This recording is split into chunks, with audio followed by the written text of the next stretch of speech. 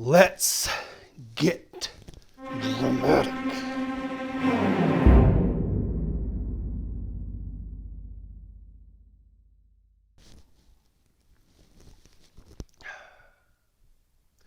Drama, conflict, harmony, and dissonance. This is the variety that great classical music has. It's giant orchestras, it's walls of sound, sure, but on the granular level, the manner in which the orchestra plays needs to run this gamut of varied timbre, motif, utilizing articulation in varied ways. I mean, this is everything we've talked about, coming together to create a piece of music that reflects authentic human emotion. I mean, think about that for a minute. Not a literal minute. Human emotion, though, it can be annoying and an inconvenient aspect of our very existence, interrupting our day-to-day with feelings about our feelings that feel very frustrating. But it's also the thing that makes life feel authentic and unique. So when you make music emotional, it mirrors this same very experience. I mean, let's consider human relationship. But remove all the conflict, and those relationships become predictable and boring. Well, music without conflict is the same, predictable and boring. But imagine human interaction without the moments of harmony or balance. Well, that's grating and frustrating, and you hate it. Well, it's the same with music. See, the conflict enhances the harmony, and the harmony enhances the conflict. Well, when one writes music, one should aim to strike this certain musical composure or a balance between the dark and the light. I think part of this entire idea is tied to an innate feeling that musical emotion is trained, but it's also tied to just kind of how we're built. I mean, hey, when something moves you, it just moves you, and there really isn't anything you can do about it. So, let's examine the piece of music I've been writing myself, right? Let's see what it accomplishes, or if it even doesn't accomplish this at all.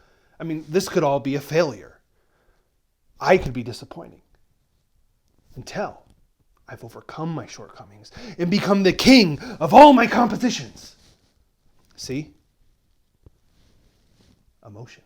Oh, hey, hello. Hi, I'm John. Let's talk about getting a little dramatic with this music.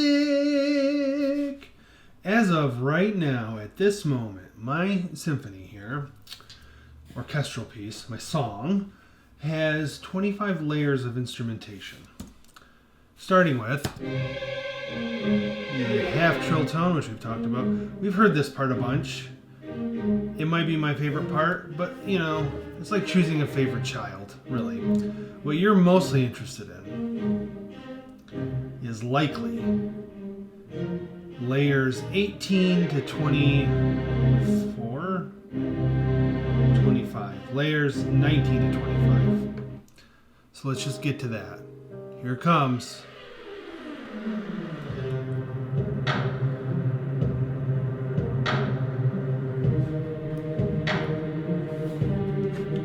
So what I did here is I'm mimicking, let's isolate out the tremolos and whatever that other part was. So just hearing the pizzicato part. Do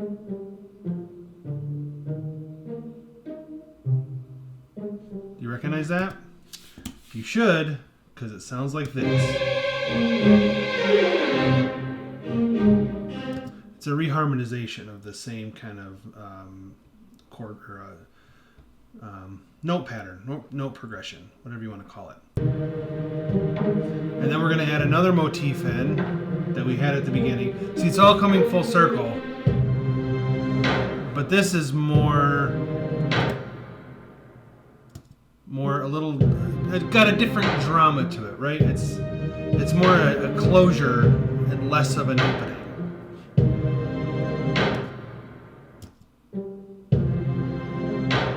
It's pretty cool though. expanding it, I'm airing it out. So all of this I like.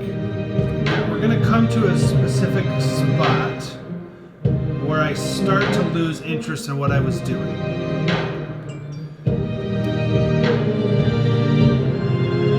Even better, kind of more richness to it. It's got a broader feeling.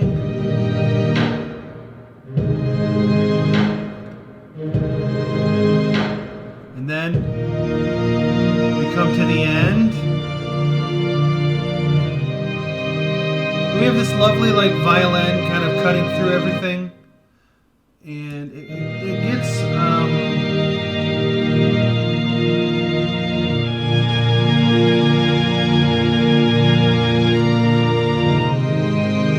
here's the problem. I'm not a violin player, so when I'm hearing a violin solo in my brain, to try and play it,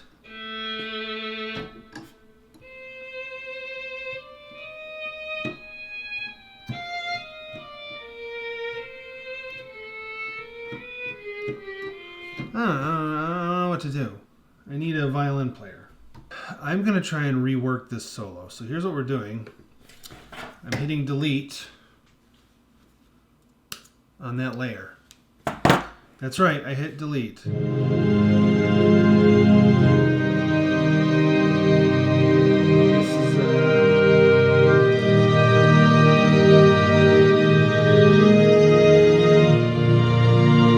This is, I think, an oboe, right? Clarinets, sorry. Clarinets. Sorry to my clarinet playing friends. So we're going to rework this violin and clarinet solo. Why? Because I think I can do better. But right now, I was brewing some tea, so I'll be right back. Hey, yo, I'm back. All right, let's go back. So this is actually quite a long section because we're starting at like just behind minute 6, and we're gonna go just inside of minute 9. So we're actually gonna do about 3 minutes of music here. All right, so we have our percussion. I like this because it's like a completely different dramatic feel, and you know, kind of lets you know, all right, we've entered a new territory. This is new. What does it all mean? We don't know yet. The other question is, do I want to do a clarinet and a violin? So it's a clarinet ensemble, but a violin solo. That is a really good question that I don't know the answer to. So I like this because it's a pause so we can build for this last like minute and a half closing solo where we kind of go.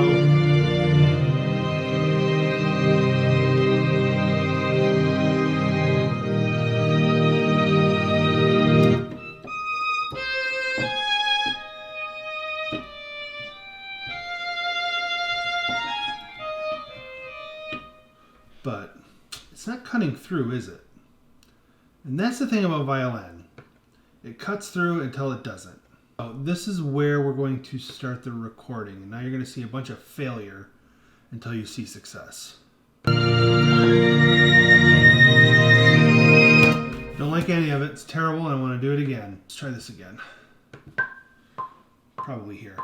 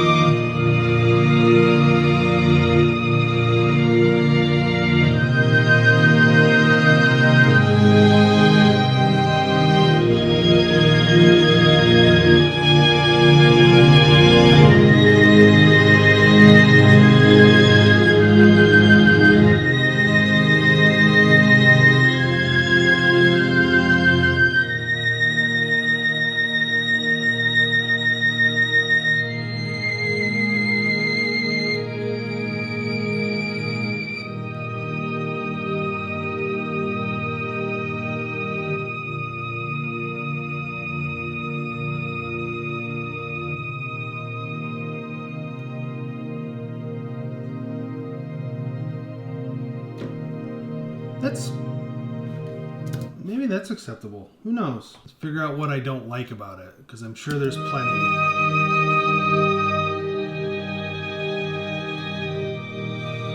I like that. Just hit my elbow. That kind of hurt.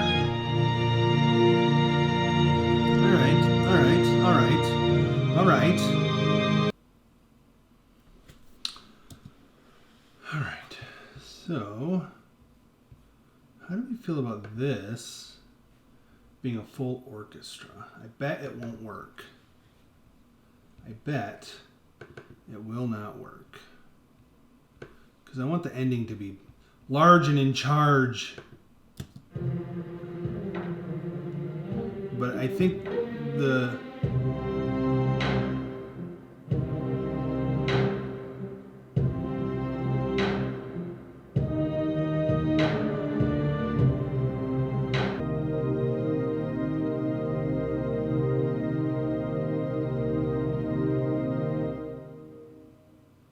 I don't hate that. I actually kind of really like that. What if I did this? What if I duplicated this entire layer to have both an orchestra, full, broad, big, moody, dramatic, and also on top of it, beneath it, around it, within it, a full string ensemble as well? Or what if it's a bass ensemble? Or what if it's a cello ensemble? The possibilities are endless because we have computers and we can just do whatever the heck we want. I'm going to copy it. I'm going to go down. I'm going to create a new layer. Things are going to get weird. Things are going to get weird. And so now I am going to see what that sounds like.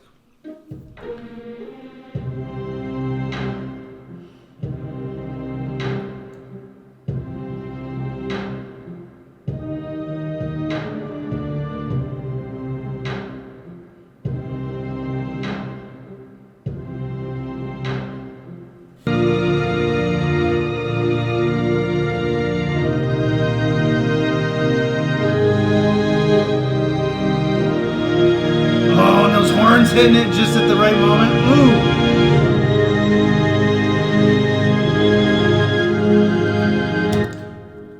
I got a wild idea going into this last little section. Drumming at home.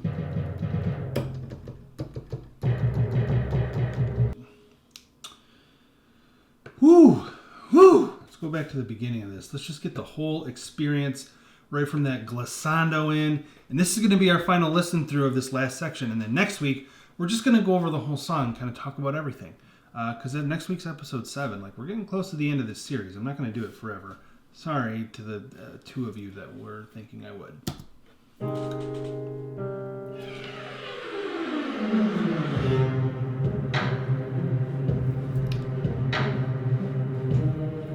Remember, callback. It's kind of cool.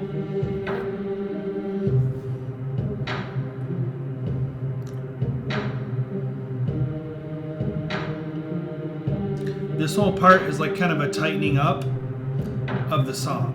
So we left this open area, we tightened back up, and then we're going to open it back up. But the way it happens is through force by the orchestra and this string ensemble, like all coming together to kind of push the gates back open.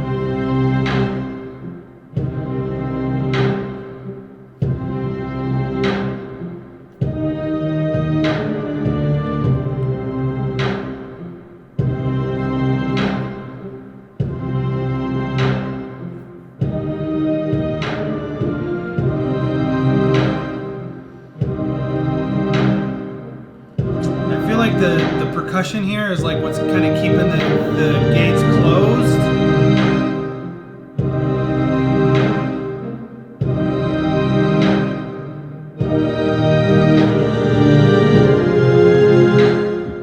Now the pizzicato's gone. I don't know if you can hear that it's gone, but it's gone.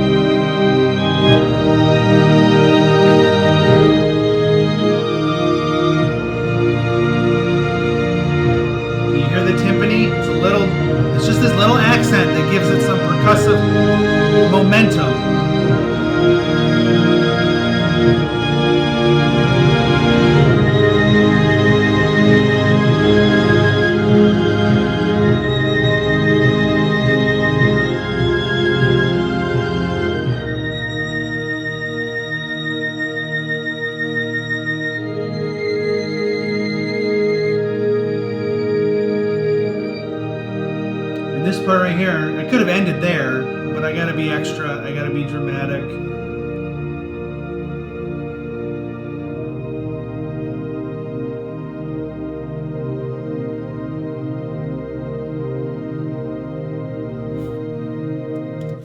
What I really think I should... I'm going to leave this for next week, but I might take that violin note and hold it out beyond the orchestra.